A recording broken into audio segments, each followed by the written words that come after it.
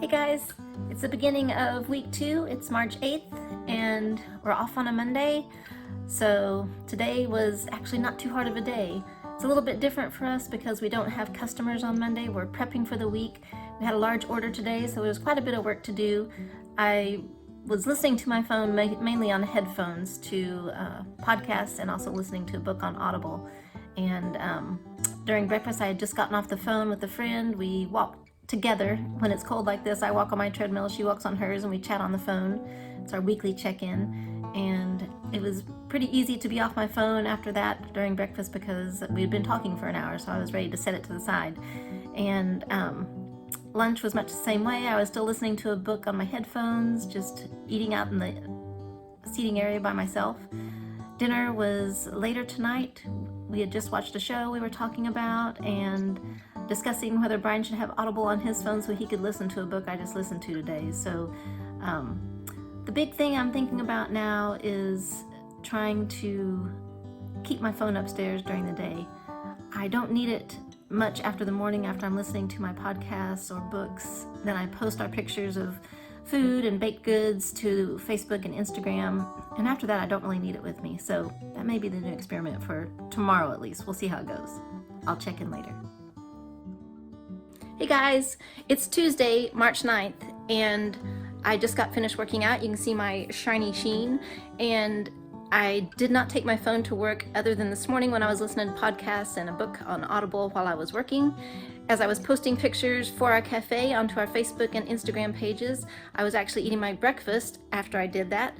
I kept Facebook open, big mistake, and started scrolling through before I realized what I was doing. 3 bites in though. I didn't eat my whole bowl of oatmeal while I was looking at Facebook. So that was before I took my phone upstairs. I got it upstairs and had just a strange day of every time I was curious about something, I kept thinking, I'll look that up.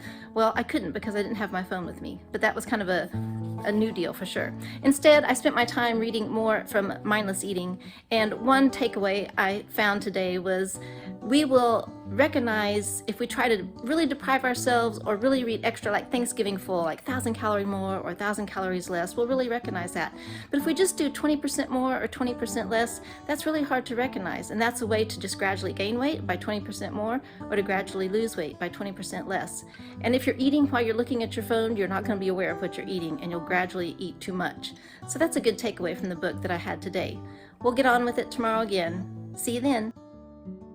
Hey guys, it's Wednesday, March 10th, and we're just getting ready to eat dinner. I'm going to be plugging my phone in. It'll be away from the table, so that's not going to be a problem. This morning, however, it was the same thing as yesterday. I was posting pictures for our Facebook page and Instagram page for our shop, and I just kept right on scrolling through as I was taking a few bites of my oatmeal. I think I'm going to have to eat my oatmeal at a different time because I keep pairing those two activities. Can't seem to break that habit yet. Lunchtime was a little bit different story. I had my phone totally turned away from me, and Brian was sitting across from me and kept seeing funny things or news bits, and so he kept showing me things. So actually, vicariously, I was looking at a phone while I was eating my lunch. It just wasn't my phone. But anyway, it's been kind of a funny day like that.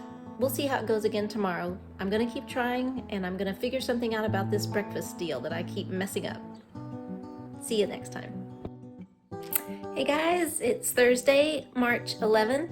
I've got my wonderful after shower and exercise hair on, and today I actually broke my breakfast Facebook habit. Well, at least for today. I posted everything for the shop before I sat down to eat, and my phone was totally in another room, so it wasn't even a big deal. At lunch, same thing. I had my phone face down, not a problem. Dinner time, same thing. It was in the other room charging up, so it wasn't really hard. I was thinking back to when it did become such a habit. I didn't really have a smartphone until I think 2014 is when we got our first one. And I think it just slowly entrenched itself with different kind of games, just so much information. When it's not around and I have a question about something or I'm curious, I think, well, I'll just look that up. It becomes such an extension of my hand and just hard to set it down. So that's what I'm working on now, is just trying to use other resources to fill my mind besides just my phone. So we'll keep working on it. Tomorrow's Friday. See you then. Hey guys, it's Friday, March 12th, And once again, my breakfast time was interrupted by my phone. Again, I was on Facebook and I was scrolling and I was 4 bites in before I realized it, and I was just so disgusted. You can see the look on my face in this picture, how I felt about it afterwards. I just thought, how could it have done it again? I realized that it's not just me fighting against this, that there's probably a lot of you out there as well, that you have these same kind of issues that I do. And we're fighting against a much bigger machine than just a few people.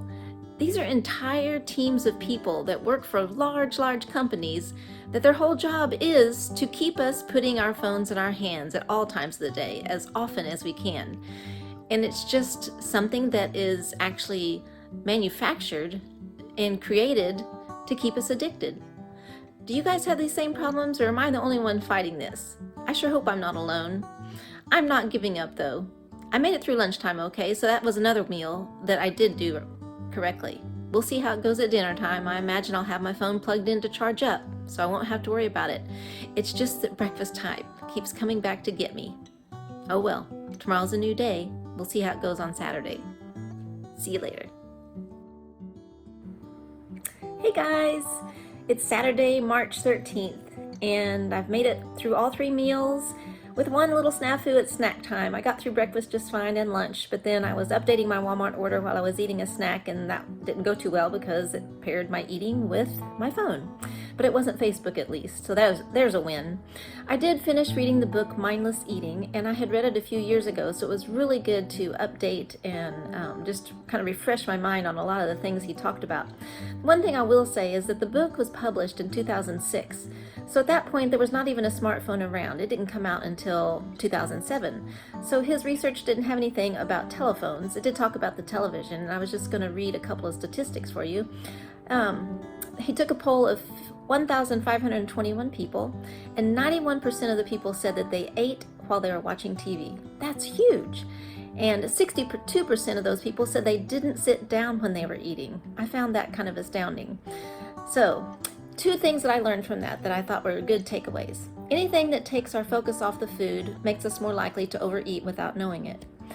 A basic rule is, distractions of all kinds make us eat, forget how much we eat, and extend how long we've eaten, even when we're not hungry.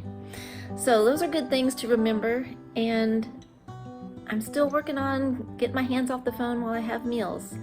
I'm going to be working on tiny habits this next week, so I'll be talking more about that tomorrow and the following week. So have a good evening. We'll see you next time. Hey guys, it's Sunday. We're at the end of the 2nd week of my challenge to eat without distraction. That's the challenge I've set for myself in March. And so far it's going pretty well. I still have my times where I am eating a meal. It usually seems to be breakfast for me, and I'll have my phone in my hand. But there's been also times where I've consciously set it to the side, or I've taken it to the other room so I can actually eat my meal without even thinking about it. I had a text exchange with a friend who's also doing the challenge in the middle of the week. She said she was doing about 50-50, and she said something about failing. And I wrote her back and I said, that's not failing. To me, that's success, because we're changing 50% of the time. And when we're trying to change habits that we've gotten entrenched with, we have to take it apart bit by bit. It's not going to be 1 week or 2 weeks or even 3 or 4 where we've made a big change for something like that.